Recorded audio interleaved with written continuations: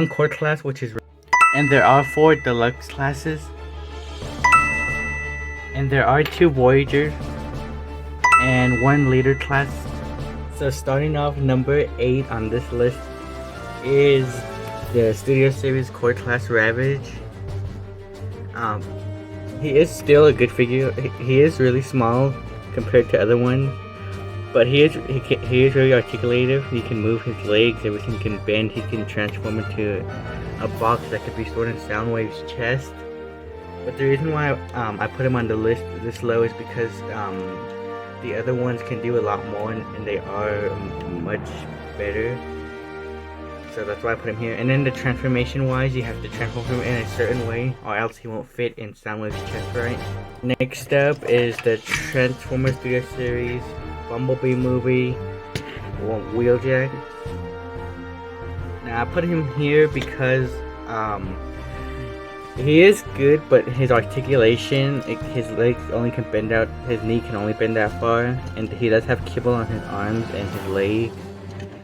And his transformation too is very, like, you have to move everything around, and if you don't move it right, it won't transform right. So his transformation is kind of complicated though, that's why he's towards the bottom. Next up is the Transformers Studio Series Bumblebee movie, Wheeljack. Now I put him here because he is good, but his articulation, his legs only can bend out, his knee can only bend that far, and he does have kibble on his arms and his legs. And his transformation too is very, like, you have to move everything around, and if you don't move it right, it won't transform right. So his transformation is kind of complicated though, that's why he's towards the bottom. Next up is Transformers Studio Series Bumblebee movie Brawn. Now originally Wheeljack was over Brawn, but Brawn's articulation is better than Wheeljack, and his transformation is better than Wheeljack too. So I put him here instead. He is a pretty good figure. He's very simple to transform. He's very easy to transform, and he is very articulative, and he doesn't really have any kibble on him at all. So that's why he's here. The next Transformer up is Transformers Studio Series 86 Preceptor, and he's here because he is pretty good. The reason why he's not in the higher is because he doesn't have any like heels to hold him, so he could just fall over at any moment. And his arms are hollow, and his back is really hollow, so that's why he's a little lower. But he still is a good figure. He has a gun. He is really poseable. His legs can bend all the way out like this. So he's here.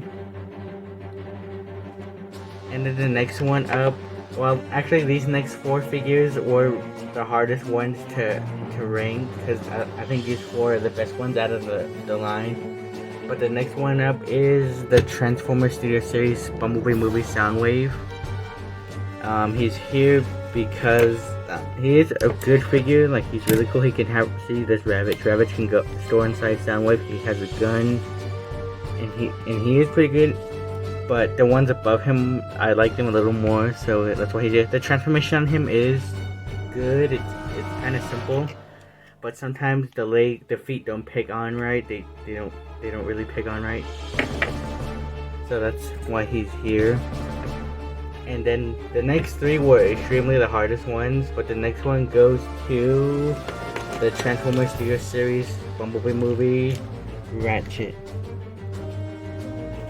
Now, I like this figure. This figure is probably one of the greatest ones out of this wave. I can't wait for Ironhide because he is a retool of this figure. But here's Ratchet. He comes with a gun. And his transformation is very easy. It's very simple.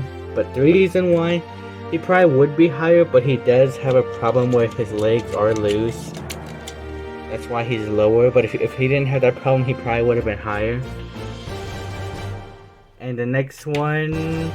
This one, I wasn't sure how to do these last 2, but here is the Transformers Studio Series 86 Starscream. And he is a really good figure. He's got the null race, the crown, the cape, and everything.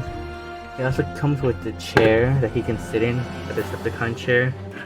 It does have the logo on it and everything, so it is cool. But he is a Voyager packed at in a later price point, just with more accessories and a chair. The next one up is the Transformers Theater Series 86 Junk Heap. Now I think this one's the best. It is a retool of the Red Guard, so it is really good. His articulation is great. He's not loose, unlike Ratchet, and he looks pretty cool. He's got a weapon. He turns into a motorcycle, and he is big. He is bigger than most of them. I actually have 2 of these. He was so cool I had to buy 2 of them. So Junk Heap is the best one out of the wave in my opinion. He did win out of all the other figures. I also do have a Transformers Bumblebee movie Ratchet in box too, in case I forgot to mention him. But Junk Heap does win. I think he is the best one out of this wave. And so that's the video that I've been talking. This is the video I've been talking about all week. So like, comment, subscribe, and I hope you enjoyed the video. And I might upload tomorrow, maybe a toy hunt or something. And then next week I will start another series, a different kind of series. So stay tuned for that next week. So like, comment, subscribe, and bye.